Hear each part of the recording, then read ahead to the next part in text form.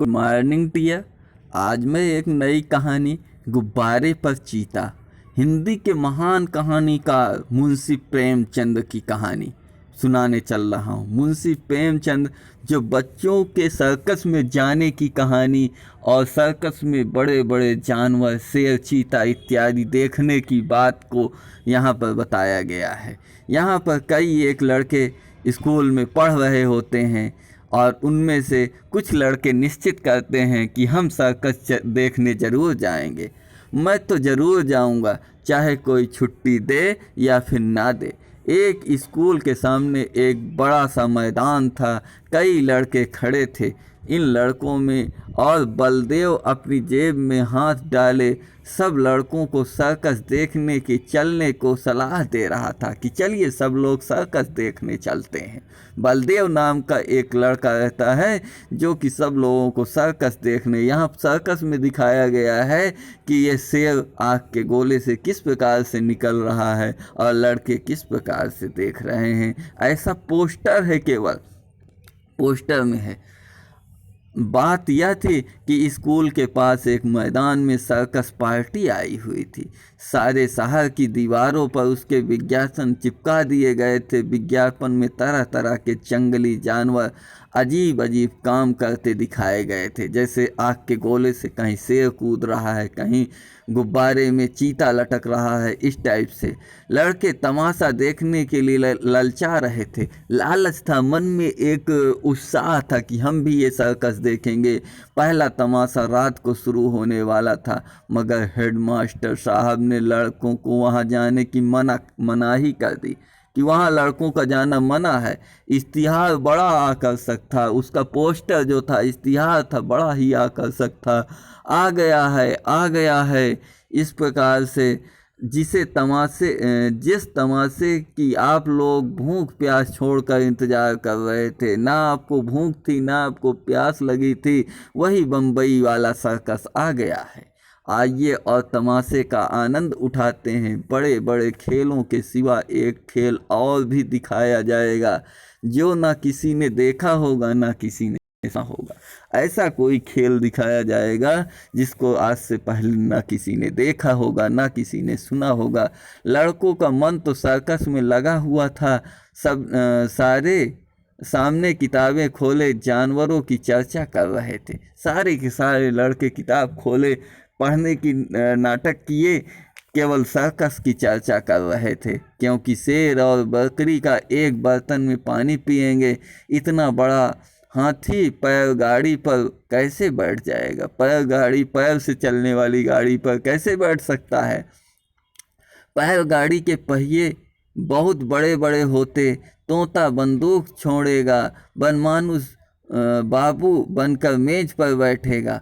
बलदेव सबसे पीछे बैठा हुआ अपनी हिसाब की कॉपी पर शेर की तस्वीर खींच रहा था। बलदेव नाम का लड़का सबसे पीछे की बेंच में अपने हिसाब की कॉपी पर शेर की तस्वीर बना रहा था और सोच रहा था कि कल शनिचर नहीं इतवार होता तो मज़ा आ जाता। शनिचर के बजाय अगर रविवार होता तो हम लोग सब लोग सर्कस देखने चलते। बलदेव ने बड़ी मुश्किल से कुछ पैसे जमा किए, बड़ी कठिनाई से कुछ पैसे इकट्ठा किए। मना रहा था कि कल छुट्टी हो और कब भाग जाऊं। हेडमास्टर साहब का हुक्म सुनकर वह जामे से बाहर हो गया। छुट्टी होते ही वह बाहर मैदान में निकल आया और लड़कों से बोला, मैं तो जाऊंगा, ज़रूर जाऊंगा, चाहे कोई छुट्टी दे चाहे ना दे। मगर और लड़के इतने साहसी ना थे, उनमें इतना साहस धैर्य ना था कि हम लोग भी सर्कस देखने चलेंगे। कोई उनके साथ जाने को राजी ना था। बलदेव अब अकेला पड़ गया। बलदेव जब अकेला पड़ गया, मगर वह बड़ा जिद्दी था। दिल में जो बात बैठ जाती थी उसे पूरा करके ही मानता था।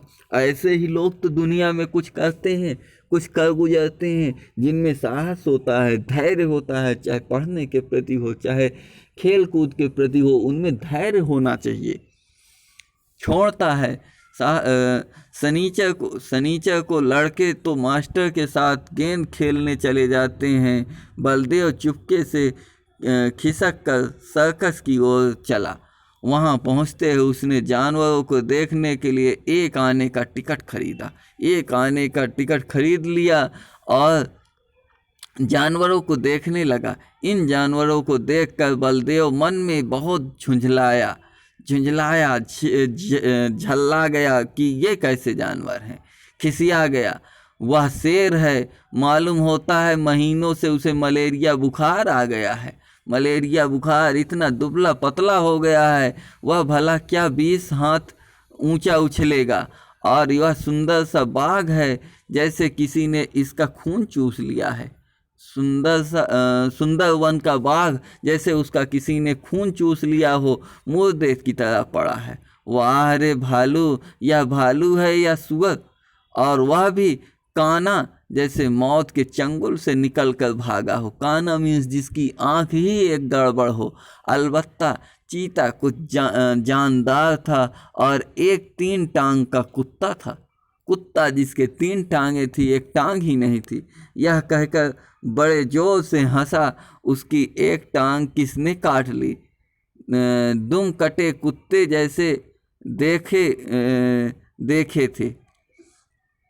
दुम कटे तो कुत्ते मैंने देखे थे, पैर कटा कुत्ता आज ही देखा। और यह दौड़ेगा कैसे? उसे अफसोस हुआ कि गेंद छोड़कर यहाँ नाहक अनावश्यक आ गया।